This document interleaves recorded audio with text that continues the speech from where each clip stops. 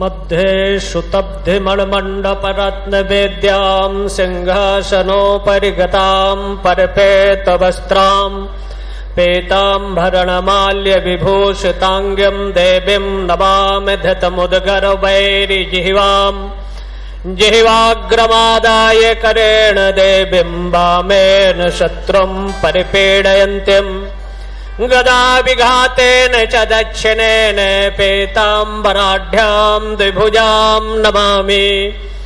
वन्दे देवमापतिं सुरगुरुं वन्दे जगत्कारणं वन्दे पन्नगभूषणं मृगधरं वन्दे पशूनां पतिं वन्दे शूरशशाङ्कवाहिनयनं वन्दे मुकुन्दप्रियम् वन्दे भक्तजनाशयं च वरदं वन्दे शिवं शङ्करं सदाशिवसमारम्भां शङ्कराचार्यमध्यमां शङ्करानन्द सरस्वती पर्यन्तां वन्दे गुरुपरम्पराम्। उपस्थित इस आयोजन के सूत्रधार कर्णधार बाल योगेश्वर डॉक्टर विजय श्री कृष्ण मूर्ति जी महाराज, विभिन्न यहाँ संरक्षक निर्देशक, लगभग 7 तरह के समितियों के संपूर्ण सदस्य वृंद, मंच संचालक जी किशोर गौतम व्यासाचार्य जी, स्थानीय प्रशासन के प्रहरी वृंद, मीडिया के प्रिंट एवं इलेक्ट्रॉनिक मीडिया के पत्रकार बंधुओं, इस शतकोटीय गायत्री महायज्ञ के आचार उपाचार ऋत्विक वृंद, जजमान वृंद, उपस्थित आस्था श्रद्धा भक्ति स्वरूपा माताओं, यज्ञो वै शक्ति अशक्ति वै याग, जो शक्ति है वही यज्ञ है और यज्ञ ही शक्ति है। वेदों का आधार कर्म कांड, उपासना कांड और ज्ञान कांड है, जिसमें 80% हम कर्म करते हैं, 16% उपासना करते हैं और 4% ज्ञान कांड है। इस गायत्री महायज्ञ कोटि होम के जो यजमान वृंद है वर्णत्रयी, जो यज्ञोपवीत के अधिकारी है, विधि पूर्वक यज्ञो वै रुद्र, यज्ञो वै विष्णु, यज्ञो वै सूर्य, जो वेदों की ऋचाओं का आधार है, विश्व का सबसे प्राचीन पुरातन अगर कोई विधा थी, आज भी है और जब तक सृष्टि है वो रहने वाली है, तो सनातन हिंदुओं की संस्कृति है। इससे प्राचीन पुरातन विश्व में कोई संस्कृति नहीं है, जिस संस्कृति का आधार एतद्देश प्रसूतस्य सकाशात् अग्रजन्मनः स्वं स्वं चरित्रं शिक्षेरन् पृथिव्यां सर्वमानवः। पूरी दुनिया की मानवता के संरक्षण संवर्धन का चिंतन मनन और मंथन विश्व में अगर करने वाली कोई विधा थी, कोई विकल्प था, तो सनातन हिंदुओं की संस्कृति थी, जो यज्ञ के माध्यम से दुनिया में शांति हो, सद्भाव हो, एकता का निर्माण हो। और ऐसी विषम परिस्थितियों में वर्तमान युग में ये एक तरह से कुंभ दर्शन यहाँ पोखरा में हरिहर क्षेत्र के इस स्थल में सबको परिलक्षित हो रहा है, जहां विधि पूर्वक सम्यक प्रकार से यज्ञ का कार्य हो रहा है। यज्ञ में का आधार वेद है, जिसमें ऋग्वेद अग्निमीले पुरोहितम यज्ञस्य देव ऋतुजम अग्नि कस्मात् होतारम विश्ववेदसम। यज्ञ का आधार ऋग्वेद है, जिसमें हम यज्ञ यजदेव पूजा संगति करण दानेषु, यज्ञ मंडप में आवाहित देवताओं का यंत्रों के रूप में, जहां सर्वप्रथम यज्ञ का आरंभ जल यात्रा से प्रारंभ होता है। इस यज्ञ में भी लगभग 25,000 जनता ने जो लगभग 8 किलोमीटर लंबी यात्रा के माध्यम से 11,000 कलशों के माध्यम से जो एक स्थल पर रखे गए, एक स्थल पर शालिग्राम शिलाओं का और राम नाम, यहाँ राम कथा, भागवत कथा, विभिन्न कथाओं, राम नाम लेखन का, ऐसे विभिन्न कार्यक्रम यहाँ संपादित हो रहे हैं। और उन कथाओं का आधार विखंडित, विभाजित, संगठित सनातनियों को एक सूत्र पर, एक ध्वज के नीचे और पूरे दुनिया को एक संदेश देने के लिए आज अनेक तरह के देशों का आधार अवलंबन है। लेकिन जहां तक नेपाल, इजराइल, दुनिया में यहूदी 90 लाख हैं और दुनिया में उनका नाम होता है। सनातनी हिंदू इस नेपाल में 3 करोड़ रहते हुए भी चंद लोग नेपाल की पुरातन सनातन संस्कृति को अनेक तरह के कुचक्रों, षड्यंत्रों से नष्ट करने का उपक्रम रचते हैं। लेकिन ऐसी हस्ती है जो मिटने वाली नहीं है। ये पहले भी थी, आज भी है, और जब तक चंदा, सूरज, चांद है तब तक ये नेपाल की सनातनी संस्कृति रहने वाली है। इसको मिटाने का स्वप्न देखने वाले मिट जाएंगे, लेकिन ये मिटने वाली नहीं। हमारी भगवती पंचमुखाओं में, 10 भुजाओं में हथियार लेकर जिसकी आप यहां उपासना कर रहे हैं, जिसका आधार भगवान भास्कर, भगवान गणपति, भगवान विष्णु, शिव और शक्ति, जो प्रकृति के पंच देवताओं की हम उपासना, आराधना, साधना करते हैं, जिससे पंच तत्वों का संतुलन होता है। पंच तत्व अगर मनुष्य के असंतुलित होते हैं तो बीमारी का कारण बनता है, और प्रकृति के अगर पंच तत्व असंतुलित हुए तो प्रकृति में अनेक तरह की दैवी आपदाएं आती है। इसलिए प्रकृति संतुलित रहे, सनातनी हिंदुओं की इच्छाएं, कामनाओं की पूर्ति होती रहे, क्योंकि तिभिर मास है, तिभिर पक्ष है, तिभिर वर्ष है, तिभिर दिन है। 3 दिन, 3 पक्ष, 3 महीने के अंदर यज्ञ करने से अभिलाषाएं, इच्छाओं की पूर्ति का आधार हमारे ऋषि वैदिक कल्पों में, पुराणों में जिसका निरूपण किया गया है। और वो कार्य यहाँ विधिपूर्वक सम्यक संपादित हो रहा है। और अगर 3 करोड़ में से 1 करोड़ लोग प्रातःकाल ब्रह्म मुहूर्त में उठकर, जिसका ये शालिग्राम जो गंडकी प्रदेश है, जिसका हम अगर पंचचरणामृत का सेवन करते हैं तो अकाल मौत को भी दूर होता है। और उस शालिग्राम प्रदेश के भगवती भगवान विष्णु का जो आधार अवलंबन है, जहां भगवान पशुपतिनाथ ने सृष्टि की रक्षा और सुरक्षा के लिए विषम गरल यही पान किए, कालकूट विष का पान किया।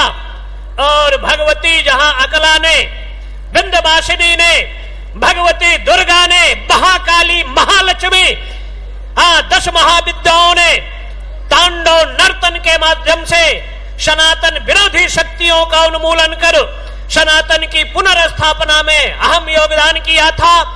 आज हम 3 करोड़ रहते हुए चंद लोग हमारे पर शासन कर रहे हैं, हमारे पर अनेक तरह के कुठाराघात, हमारे आस्था के केंद्रों पर हमारी आस्था, श्रद्धा, भक्ति को जो कुचलने का षड्यंत्र हो रहा है, उससे नेपाल की रक्षा हो, सनातन संस्कृति अजय हो।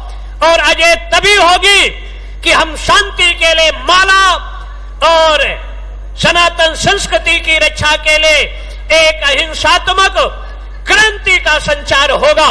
और जब क्रांति का संचार होगा तभी शांति का आधार बनता है। बिना क्रांति के शांति न हुई है, न होने वाली है।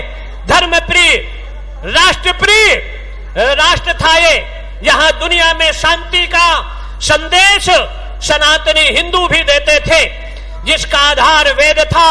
जहां धौः शांति, अंतरिक्ष शांति, वनस्पतयः शांति, विश्वे देवा शांति, ब्रह्म शांति, सर्वगुण शांति का संदेश देने वाली ये हिंदू संस्कृति का आधार और कल्चर था। हमने अंतरिक्ष, वनस्पतियां, हमने कोई भेदभाव नहीं किया। कि फला फला विश्व में शांति का आधार जो अग्रजन मनः एतद्देश प्रसूतस्य सकाशात् अग्रजन मनः स्वम स्वम चरित्रम शिक्षेरन पृथिव्याम सर्वमानवः। पूरे दुनिया की मानवता की रक्षा के लिए सनातनी हिंदुओं का अनादि अपौरुषेय वेद, जिसका आधार 55 नील 56 खरब 38 अरब 71 करोड़ 81 लाख 307 वर्ष से प्राचीन पुरातन है, दुनिया में शांति का आधार लेकर वेदों ने जो व्यवस्था दिया, आज वही अगर विश्व में अमेरिका शांत है, चाइना शांत है, रशिया, यूक्रेन, जापान, इंग्लैंड, विभिन्न देशों में अशांति का वातावरण निर्मित है और सबकी दृष्टि का आधार सनातनियों की ओर है कि सनातन ही कोई रास्ता दे, सनातन ही जो एक संस्कृति है जिसको विश्व के लोग अगर अपनाए, इनके बताए हुए सनातन मूल्यों, मान्यताओं, आदर्शों के पद चिन्हों पर अगर दुनिया चले तो विश्व से नफरत, घृणा, हिंसा, कटुता का सफाया होगा। और ये तभी हो सकता है कि हम शांति के लिए माला जपें, और अगर माला जपेंगे तो माला हमारी नकारात्मक ऊर्जा को मिटाकर सकारात्मक सृजनात्मक शक्ति का निर्माण करता है। यदि पिंडे दद ब्रह्मांडे, जो विश्व ब्रह्मांड में कहीं नहीं आपके पिंड रूपी शरीर की उस कॉस्मिक एनर्जी पावर ऊर्जा को उत्पन्न कर असंभव को भी संभव करने में आप सक्षम हो सकते हैं। भगवान भास्कर के उदय होने से पूर्व कम से कम 11 मंत्र इस ब्रह्म चेतना की गायत्री का अगर आप जप करते हो तो आपको विशेष तरह की शक्ति और ऊर्जा प्राप्त होगी। और तब इस धरा में यम यम चिंतते कामम तम तम प्राप्नोति भूतले पुमान, जो आप अपने जीवन में चाहोगे वो प्राप्त कर सकते हो। वह दिन दूर नहीं कि नेपाल हर परिस्थिति में अपने उन तामसी राजसी शक्तियों से ऊपर उठकर सात्विक शक्ति को प्राप्त कर अपना खोया हुआ मान सम्मान स्वाभिमान पुनः प्राप्त करेगा और विश्व के लिए आदर्श राष्ट्र के रूप में स्थापित होगा। दुनिया के लगभग 2 अरब लोगों का ये विश्व का एकमात्र राष्ट्र हिंदू राष्ट्र नेपाल था, और जहां देवी देवता 14 विद्याओं की साधना का केंद्र था, उपासना का आधार था। हाँ, इसलिए आपको अपनी उपासना, आराधना, साधना और यज्ञ हम करें क्यों? तो यज्ञ से लाभ है। भौतिकवाद के लोग पढ़े लिखे जो वामपंथी विचारधारा कम्युनिज्म की संस्कृति है, वामपंथ की विचारधारा है, वो कहते हैं यज्ञ में जो सामग्री स्वाहाकार की जाती है इससे कोई फायदा नहीं, ये सामग्री गरीबों में बांट दिया जाए। लेकिन यज्ञ से फायदा है। जैसे पुष्प है, अगर एक पुष्प हम किसी एक व्यक्ति को दें तो इसकी सुगंधी से एक व्यक्ति लाभान्वित होगा। लेकिन अगर इस पुष्प को हम पीस कर एक लोटा इस कलश के जल में मिला दें और उस जल का यहां छिड़काव कर दें तो लगभग उस जल से 1 लाख लोग इस पुष्प की सुगंधी से, प्रकृति से, प्रवृत्ति से लाभान्वित हो जाएंगे। जल के माध्यम से जो दिव्य हम उस विराट स्वरूप परमात्मा को अर्पण करते हैं उसका 1 लाख गुना फायदा होता है। जो दिव्य हम अग्नि के माध्यम से उस विराट स्वरूप परमात्मा को अर्पण करते हैं उसका 1 लाख करोड़ गुना फायदा होता है। जैसे यहां भंडारा चलता है, उस भंडारे में लाल मिर्च, ग्रीन हरी मिर्च और ब्लैक काली मिर्च का उपयोग होता है। अगर एक मिर्च हम किसी एक व्यक्ति को खिलाएं तो उसकी प्रकट प्रवृत्ति से एक व्यक्ति लाभान्वित होगा। लेकिन सायज्ञा प्रजाश्रेष्ठा प्रोवाच प्रजापति, 100 ग्राम अग्नि में अगर एक मिर्चे की आहुति दे दें और उस आहुति से जो सूक्ष्म अंश निकलता है तो वायुमंडल की शुद्धि करता है, पर्यावरण की शुद्धि करता है, अनेक तरह के बैक्टीरिया को भी नष्ट करने की समर्थ इन वेदों की ऋचाओं के मंत्रों में, यज्ञ की संविधा में होता है। इसलिए जो शास्त्रों से अनभिज्ञ है, सनातन ज्ञान से शून्य है, उनको यज्ञ से नकारात्मक दिखता है। लेकिन यज्ञ विखंडित, विभाजित, संगठित समुदाय को एक सूत्र में जोड़ने का सबसे बड़ा माध्यम था। यज्ञ सतयुग में भी था, यज्ञ त्रेता में भी था, यज्ञ द्वापर में भी था, और यज्ञ इस कलयुग में है। जब दशरथ को संतान नहीं हो रही थी तो उन्होंने यज्ञ किया और एक एक नहीं 4-4 पुत्रों की प्राप्ति किया। और रावण ने भी यज्ञ किया, लंका को प्राप्त किया। रावण ने शिव को पूजा किया और भगवान राम ने लिंग थापि विधवत कर पूजा, शिव समान प्रेमोहिन दूजा। उन्होंने शिव की पूजा से और लंका में विजय प्राप्त किया। तो इस सृष्टि के आदि अनादि के तौर पर भगवान शिव की उपासना आराधना है। शिव के नामों का जप जहां भी यहाँ तांडव नर्तन के माध्यम से उनके शिव तांडव स्तोत्र की प्रस्तुति भी कलाकारों ने किया। इसलिए भगवान शिव की उपासना, जहां भगवान यहाँ पशुपत पंचमुखों में पशुपतनाथ में विराजित है, बूढ़ा नीलकंठ रूप में है, गुहेश्वरी शक्ति के रूप में है, और ये मुक्तिनाथ का क्षेत्र जो भगवान विष्णु का क्षेत्र कहा जाता है। इसलिए ये हमारी प्राचीन पुरातन सनातन विरासत का केंद्र, आध्यात्मिक केंद्र और हमारे प्राचीन परमात्मा के अवतरण स्थली भी रही, लीला स्थली भी रही, कीड़ा स्थली भी रही, और असुरों के सफाया करने की योजना स्थली भी रही। जहां व्यास की गुफाएं हैं, हाँ यहाँ व्यास की गुफा है, जहां कई वर्तमान के अनेक व्यासों की प्रतिमाओं को वहां स्थापित किया गया है। जब इस धरा पर अकाल पड़ता है तो अकला ने अपना एक रूप धारण कर 56 तरह के अन्नों को उत्पन्न कर जीवों का रक्षण और संवर्धन किया था।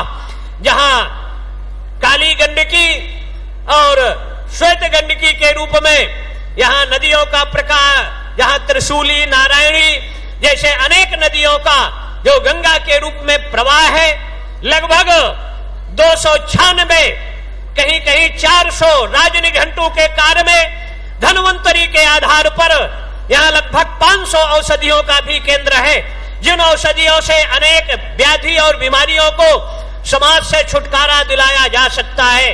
तो हर दृष्टि से ये साधना की दृष्टि से, उपासना की दृष्टि से, वीरता की दृष्टि से, भक्ति की दृष्टि से, ज्ञान की दृष्टि से स्थली रही है। जहां यहाँ का जो ये स्थल है, जहां भगवान गजानन पंचमुखी के रूप में, जहां पातालेश्वर के रूप में, हरिहर के रूप में, बिंदवासिनी के रूप में अनेक उपासना स्थल इस नगर में स्थित है। और जहां पर्यावरण की दृष्टि से कई जगह 40-42 टेम्परेचर है, लेकिन इंद्र की बौछारों के द्वारा यज्ञ में जहां वृष्टि आदि का आधार बनता है, तो कोई ऐसी विधा नहीं है जो इस यज्ञ में संपादित संचालन ना हो रहा हो। इसलिए यज्ञ को आधार लेकर, अवलंबन लेकर, और पूरे दुनिया में, पूरे राष्ट्र में आप सबको एकबद्ध रहते हुए, संकल्पबद्ध रहते हुए अपने लक्ष्य उद्देश्य का कार्य करने की जरूरत है। और इस पृथ्वी के रक्षण संवर्धन में 7 पदार्थों की अहम भूमिका है, जिसमें गोभिर विप्रश्च वेदश्च सती भी सत्यवाद भी अलुबधय दानशीलश्च सप्तयते धायते मही। इस पृथ्वी के रक्षण संवर्धन में पहला स्थान गाय का है। अगर मंद भाग ब्राह्मणों के पास यज्ञ मंडप में है तो हबी भाग गाय का है। वैदिक ऋचाओं के साथ साथ गाय के घृत पंचगव्य का आधार लेकर यज्ञ में प्रयोग होता है, और 100% अगर गाय के घृत का प्रयोग कर दिया जाए तो यज्ञकर्ता का अभिलाषा, इच्छा की पूर्ति का आधार बनता है। गाय जो है इस पृथ्वी में अगर नहीं रहे तो पृथ्वी रसातल को जा सकती है। तो जब गाय पर संकट आता है, जब पृथ्वी पर अनाचार, दुराचार, पापाचार बढ़ता है, तो पृथ्वी भी गो रूप धारण कर उस परम सत्ता ईश्वर से प्रार्थना करते हैं और जब जब होई धर्म की हानि, बाढ़े असुर अधम अभिमानी, तब तब धरि प्रभु विविध शरीरा, हरहि कृपा निज सज्जन पीड़ा। जब अधर्म बढ़ता है, सज्जनों को कष्ट मिलने लगता है, तो विभिन्न रूपों में परमात्मा अवतार लेकर धर्म की रक्षा और सुरक्षा का कार्य करते हैं। इसलिए परमात्मा जरूर हमारी रक्षा सुरक्षा करेगा, हमारे धर्म की रक्षा करेगा। और वह दिन दूर नहीं कि विश्व की कोई शक्ति नेपाल को हिंदू राष्ट्र बनाने में नहीं रोक पाएगी। एक दिन हिंदू राष्ट्र नेपाल बनकर रहेगा, और ज्यादा नहीं, ज्यादा दिन दूर नहीं। उसके लिए हमको दुर्गा का पाठ करने की जरूरत है, हनुमान के बजरंग बाण के करने की जरूरत है। 10 महाविद्याएं जैसी जिसकी समर्थ है, ऐसी हम उपासना आराधना बढ़ाएं। जब समाज में सात्विकता प्रबल होगा तो तामसी और राजसी प्रवृत्तियों का उन्मूलन होगा, और जब राजसी और तामसी प्रवृत्तियों का उन्मूलन होगा, सात्विकता बढ़ेगी, तो धार्मिक प्रवृत्तियां जब प्रबल होंगी तो परमात्मा हमारे कार्य को सिद्ध करता है। संकल्प में विकल्प नहीं होना चाहिए। संकल्प अगर आपका दृढ़ है तो निश्चित है इच्छा पूर्ति का आधार बनेगा। एक वनवासी भगवान राम, एक नारी के वजूद अस्तित्व मर्यादा का संकट आया तो भारत का बंदर हनुमान जगता है और लंका धो धो करके जलने लगती है। भगवान कृष्ण जब सत्ता पक्ष के सामने गए, कहा ये पांडव आधे के अधिकारी हैं, लेकिन सत्ता के मद में मदांध स्वार्थांध अंधा जयचंद ने कहा था, वो धृतराष्ट्र ने कहा था कृष्ण से, उसके पुत्र कहा था कि हम 5 गांव ही दे दो, आधा नहीं। तो सत्ता ने कहा था सूचग्रम न दास्यामि बिना युद्धेन केतवः, हे केशव सुई की नोक के बराबर हम नहीं देंगे। तो मांगने से अधिकार नहीं मिलता, उसके लिए हमको संघर्ष और लड़ाई लड़ना पड़ता है। और महाभारत का युद्ध हुआ, भरी सभा में नारी का चीर हरण हुआ, परिणाम 18 छावनी सेना का विनाश हुआ। परिणाम विजय धर्म की हुई, अधर्म का समापन हुआ। तो आप सभी धार्मिक हैं, विजय आपकी ही होकर रहेगी, पराजय उन आपके शत्रुओं की होगी। उसके लिए हमको प्रयास करना है, संघर्ष करना है, उपासना आराधना को बढ़ाना है। हम शांति के पक्षधर हैं। हमारी जो पुरातन सनातन विरासत थी, वो विरासत, वो दिन ज्यादा दिन दूर नहीं कि भारत में जहां 100 करोड़ सनातनी हिंदू हैं, बांग्लादेश में 130 करोड़, फिर भी उनकी दुर्दशा हो रही है। आखिर सत्ता का कौन सा मद है कि 5%, 3%, 10% की गुलामी करते हैं और 90% का तिरस्कार करते हैं। जहां जाति पूछकर, भाषा पूछकर मानवता के शत्रु आतंकवादी जहां मानव का कत्लेआम करते हैं, लेकिन वो दिन दूर नहीं कि उनका भी सफाया होता है और धर्म की विजय होती है। इसलिए विजय आपकी निश्चित है। नेपाल अपना खोया हुआ सम्मान को प्राप्त करेगा। ये यज्ञ जो है 100 कुंडी यज्ञ में जहां मतलब 1.25 कोटि 1,50,00,000 ब्रह्म गायत्री के मंत्रों के माध्यम से स्वाहा वाहा और आहा, यज्ञ मंडप में स्वाहा और इस प्रवचन सत्र में वाहा, और जहां भंडारा है भोजन करने के बाद आहा, जहां 3 काम होते हैं उस विधा का नाम होता है कोटि होम यज्ञ। इसी को वेदों के ऋचाओं ने कहा, यज्ञ देव पूजा संगति करण दानेशु। यज्ञ मंडप में देवताओं का पूजन, जहां सतचित आनंद स्वरूप परमात्मा के सत्स्वरूप का निरूपण और दानेषु व्यक्ति अपने जीवन की मेहनत परिश्रम से उपार्जित संपत्ति का अपने पूर्वज देवताओं के निमित्त विधि पूर्वक जो त्याग करते हैं, मतलब दान करते हैं, उस विधा का नाम होता है यज्ञ। यज्ञ केवल आहुति देने का नाम यज्ञ नहीं, धर्म के लिए, देश के लिए, धर्म संस्कृति की रक्षा के लिए बलिदान भी यज्ञ है। प्रकृति और पुरुष मिलकर जब सृजन का कार्य करते हैं वो भी यज्ञ है। इसलिए राष्ट्र रक्षा सबसे बड़ा यज्ञ कहा जाता है। जो हमारे राष्ट्र के क्रांतिकारी सबूतों ने अपने शरीर का राष्ट्र धर्म संस्कृति के लिए बलिदान देते हैं, वो राष्ट्र रक्षा का यज्ञ होता है। तो इसलिए जो हमारे सैनिक हैं जब शत्रुओं से लड़ते हैं, देशद्रोही शक्तियों से लड़ते हैं, तो राष्ट्र रक्षा का यज्ञ होता है, जिसमें वो अपने शरीर का, अपने लहू का बलिदान देते हैं। यज्ञ में हम आहुति देते हैं, वो भी यज्ञ है। इसलिए यज्ञ की कई विधाएं हैं और उन विधाओं का पालन हमको करना चाहिए। दुनिया में सनातन ही एक ऐसी विधा है। 3 तरह की संस्कृतियां थी, एक पहले नहीं थी अब है, और एक पहले थी अब नहीं है, और एक संस्कृति पहले भी थी आज भी है, और जब तक चंदा सूरज चांद है, नारायणी गंगी बागमती में जल है, तब तक वो संस्कृति रहने वाली है। वो सनातनी हिंदुओं की संस्कृति है। उसकी रक्षा के लिए ही परमात्मा का अवतार होता है। इसलिए वो सनातन जो रावण की हुंकार, कंस की ललकार, Ghori Ghazni, East India company के दुराघातों से नहीं मिला, तो आज सेकुलरिज्म, धर्मनिरपेक्षता के माध्यम से ये सनातन हिंदू संस्कृति मिटने वाली नहीं है।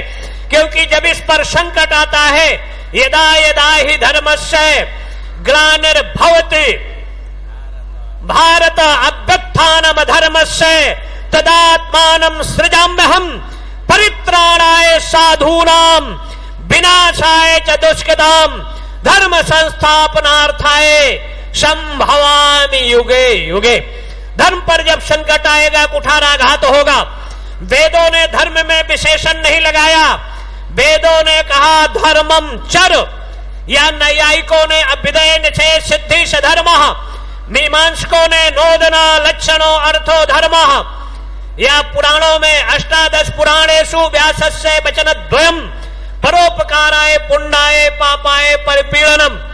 धर्म में कोई विशेषण नहीं लगाया, धर्म ही कहते थे। लेकिन जैसे वेजिटेबल डालडा घी नहीं था, अब है, वैसे इस धरा में एक ही सनातन धर्म था।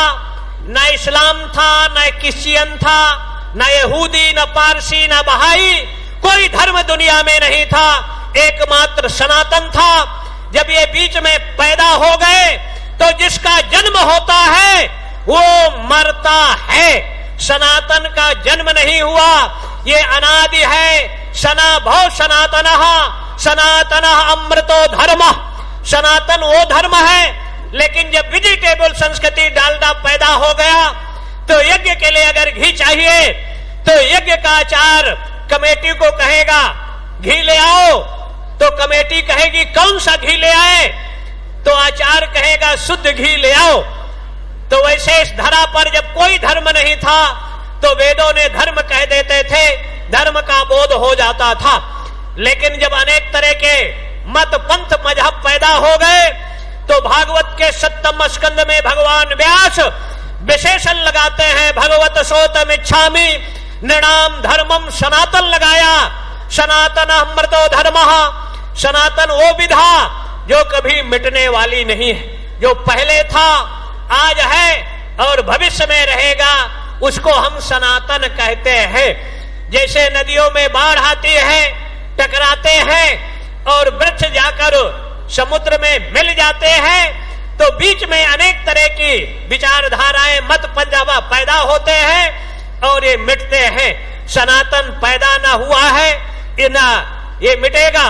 फिर इस पर हिंदू विशेषण लगाया, यौनी रौनी कांता हिंदू बिंधमा बिशन, मतलब आपके उत्तर में जो हिमालय है और दक्षिण में सागर है और पूरब में चतुर्सागर पर्यंतम 4 सागर हो, तो नेपाल की सीमा लगभग 2000 वर्ष पूर्व चतुर्दिक इसके समुद्र था, लेकिन कालक्रम के प्रभाव से कटते कटते अनेक स्थितियों में पहुंच गया। इसलिए इसके सागर ही इसकी सीमाएं थी।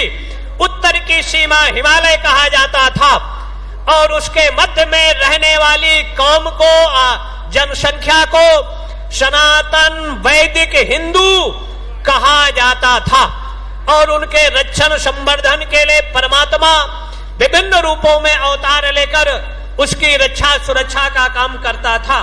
इसलिए आपका ये यज्ञ, आपकी जो विधाएं हैं, सनातन में विशेषण प्राय नहीं लगाया और उससे भी जब काम नहीं चलता तो अनेक तरह की उपाधि विशेषण लगाया गया और वो विशेषण जो अभी पैदा हुए, कोई 1000, 15 से 2000, वो 100 साल वाले को निगलना चाहते हैं। इसलिए हम संगठित रहें, एकबद्ध रहें, शांति के लिए माला और अपने 33 करोड़ देवी देवताओं से शिक्षा लेकर उनके हर हाथ में हथियार है। विष्णु के 24 अवतारों में से अगर 10 अवतार ले ले, भगवान शिव के 10 अवतार ले ले, या भगवान राम ने भी समुद्र से प्रार्थना किया था कि हमको रास्ता दे दो, लेकिन प्रार्थना करने से समुद्र नहीं माना।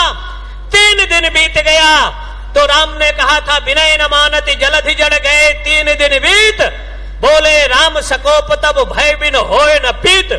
बिना भय के प्रीत नहीं होता और बिना भय के समाधान नहीं होता। इसलिए आपको अपना समाधान निकालने के लिए थोड़ा सा अपने स्वरूप को, उपासना आराधना को बढ़ाना होगा, तो निश्चित है आपका समाधान होगा।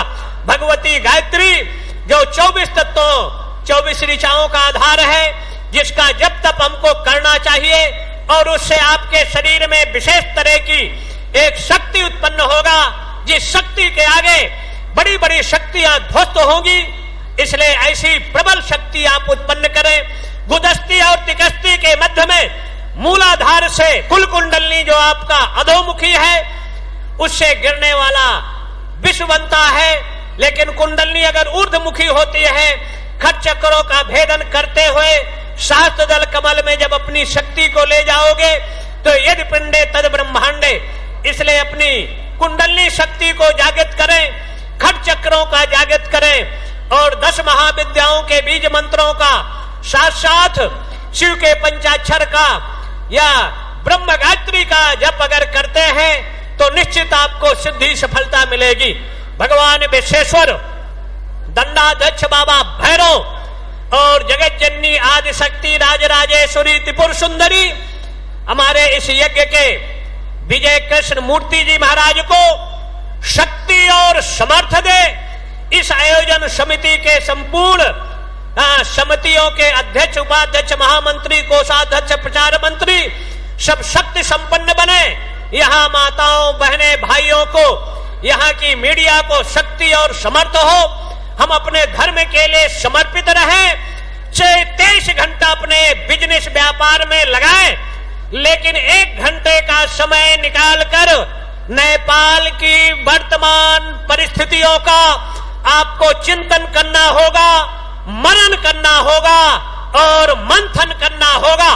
जैसे देवता और दानों ने मंथन किया, अमृत मिला था, तो यहाँ के धार्मिक और जनता संत मिलकर अगर चिंतन मनन कर मंथन करेंगे तो उससे अमृत प्राप्ति होगी और अमृत प्राप्त होगा तो हमारा लक्ष्य हमको अवश्य प्राप्त होगा। 1 घंटे का समय दें और अपनी कमाई का दशांश हिंदू राष्ट्र की रक्षा के लिए, हिंदुत्व के सम्मान के लिए और सनातन के मान बिंदुओं की सुरक्षा के लिए भी अपनी कमाई का दशांश आपको लगाना होगा। अगर ये करोगे तो निश्चित है हम अपने लक्ष्य को प्राप्त करेंगे।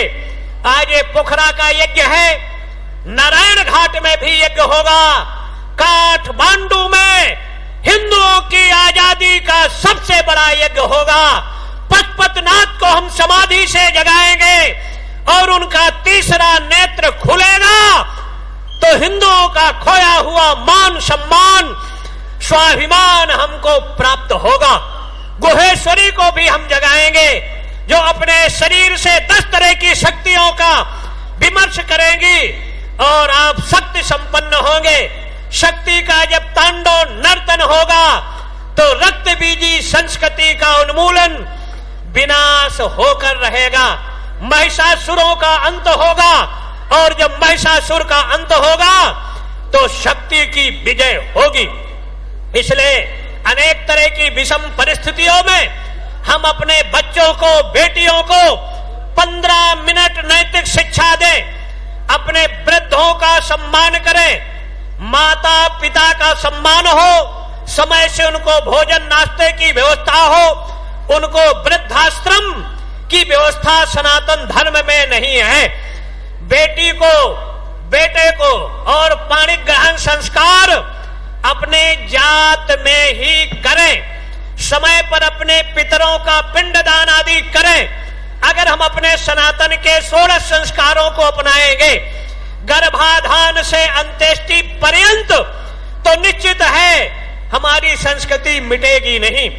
लेकिन आप दी पीपुल फॉर दी पीपुल, आप दी जो डेमोक्रेसी थी संविधान की कि जनता के द्वारा, जनता के चुने हुए प्रतिनिधि जनता के हित में, देश के हित में कार्य करें, उस व्यवस्था को डेमोक्रेसी कहते थे।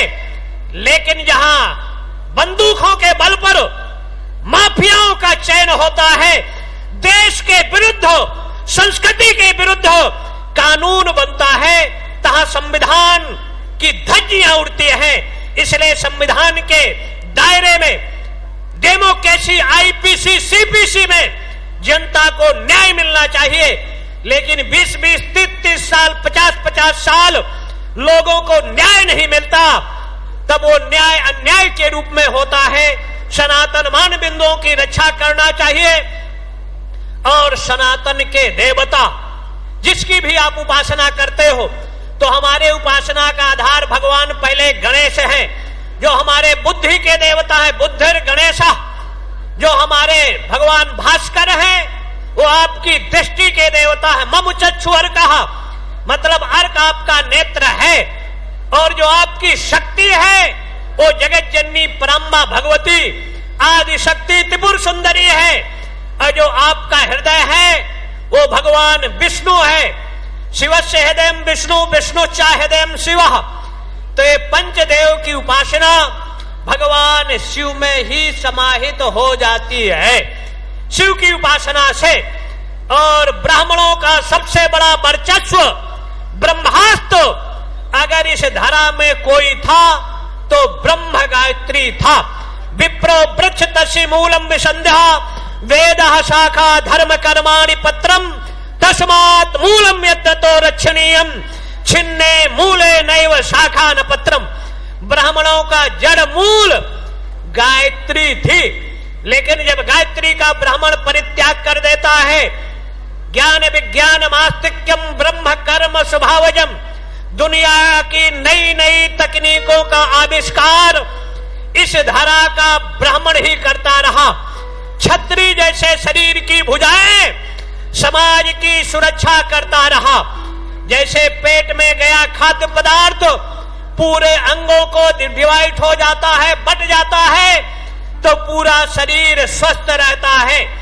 जब संग्रह करने वाले लोग समाज में बांटने का काम बंद कर देते हैं तो जठराग्नि मंद पड़ जाती है, लीवर और किडनी हार्ट की समस्याएं उत्पन्न होने लगती है।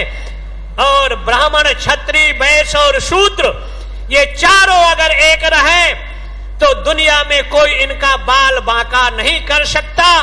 ये एक ही पिता की संतान है, ब्रह्मा की औलाद है, सब ब्रह्मा, और आपस में चारों भाई थे, आज भी है, और भविष्य में अगर चारों मिले रहोगे तो दुनिया आपका कुछ बिगाड़ नहीं पाएगी। चारों आपस में डिवाइड होगे, लड़ोगे तो चारों का, ये मस्तक ब्राह्मण था ज्ञान प्रधान, बल प्रधान क्षत्रिय भुजाएं थी, संग्रह प्रधान उदर वैश्य था, और सेवा प्रधान पैर था। अगर चारों मिले हो तो आपका जीवन सुरक्षित है, और चारों को अलग कर दिया जाए तो जीवन का अंत हो जाता है। इसलिए सबको मिलजुल कर कार्य करने की जरूरत है, संगठित रहने की, और यज्ञ की परिक्रमा करो, यज्ञ में हवन पूजन करो और अपना दान पुण्य करो। भगवान आप सबको शक्ति दे। 2 मिनट भगवान का नाम हम बोलेंगे, हर हर शंकर, आप बोलोगे जय जय शंकर। हर हर शंकर, हर हर शंकर, हर हर शंकर, जय जय शंकर, हर हर शंकर, जय जय शंकर, हर हर शंकर, जय जय शंकर, हर हर शंकर, जय जय शंकर। धर्म की जय हो, अधर्म का नाश हो, प्राणियों में सद्भावना हो, गौ माता की जय हो, गो हत्या बंद हो, नेपाल जननी की जय हो, नेपाल हिंदू राष्ट्र की जय हो, कोटि शत 100 कुंडी कोटि होम यज्ञ की जय हो, संत समाज की जय हो, आयोजक मंडल की जय हो, मात्र शक्ति की जय हो, गंडकी शालिग्राम भगवान की जय जय हो, पशुपतनाथ को जय हो, गुहेश्वरी माता को जय हो, हर हर महादेव, हर हर महादेव। ओम शंभो। शांति।